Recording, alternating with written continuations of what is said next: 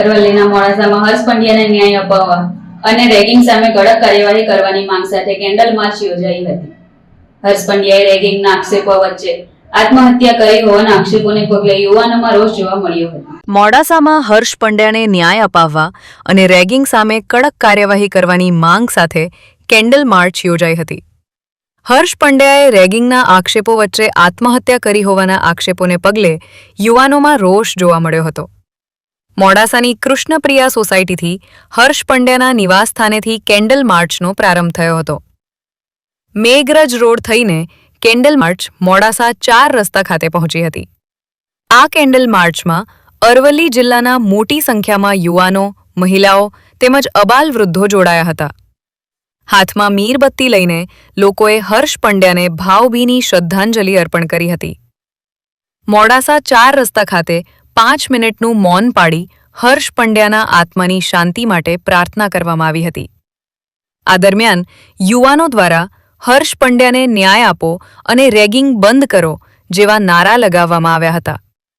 રેગિંગના આક્ષેપોની નિષ્પક્ષ તપાસ કરી જવાબદારો સામે કડક કાર્યવાહી કરવામાં આવે તેવી માંગ કરવામાં આવી હતી.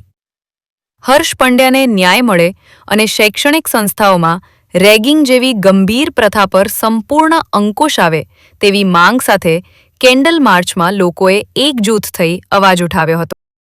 મારા બાબાના મૃત્યુ નિમિત્તે જે સૌ વડીલો, પત્રકાર મિત્રો, મીડિયા પધાર્યા છે, સૌનો હું ખૂબ ખૂબ આભાર માનું છું. મારી માગણી છે કે આરોપીઓની તાત્કાલિક ધરપકડ થાય. આ જે બાબાનું મૃત્યુ છે મને અપમૃત્યુ લાગે છે, શંકાસ્પદ લાગે છે. એની પૂરેપૂરી તપાસ થાય.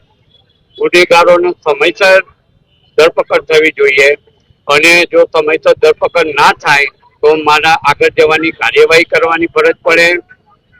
બધાને હું વિનંતી કરું છું કે આને યોગ્ય રીતે તપાસ કરે, સત્ય બહાર લાવે.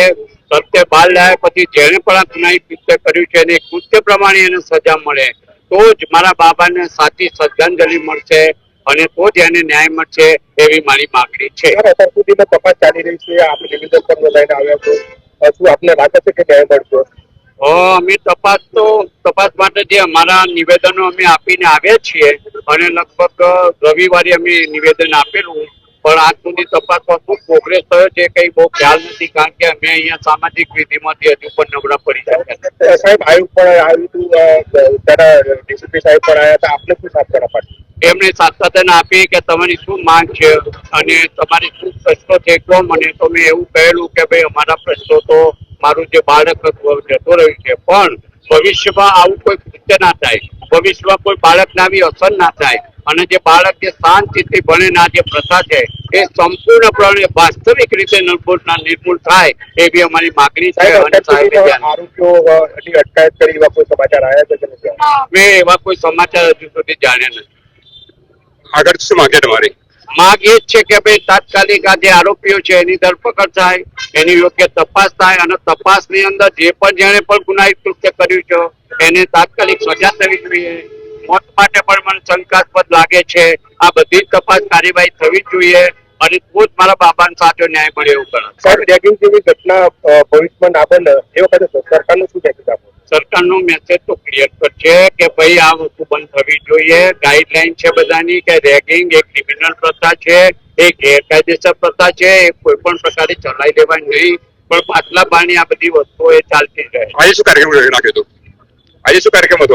આજનો કાર્યક્રમ અમારા સમાજના અને તમામ સમાજના મિત્રોએ બાબા માટે કેન્ડલ માર્ચ કરવી અને એને શ્રદ્ધાંજલિ આપી અને આપણા પ્રશ્નોને વાચા આપી અને ઉપર દબાણ થાય એવો પ્રયત્ન કરવો. આજનો કાર્યક્રમ હતો મારા ભાઈને શ્રદ્ધાંજલિ આપવા માટે કેન્ડલ માર્ચ તરીકે બધા જ જોડાયા છે. મોડાસાના ભાઈ બહેનો, ગાંધીનગર, ગુજરાતના બધા ભાઈ બહેનો આજે જોડાયા છે અને મારા ભાઈને સાચો ન્યાય મળે એ માટે અમે જોડાયા છીએ.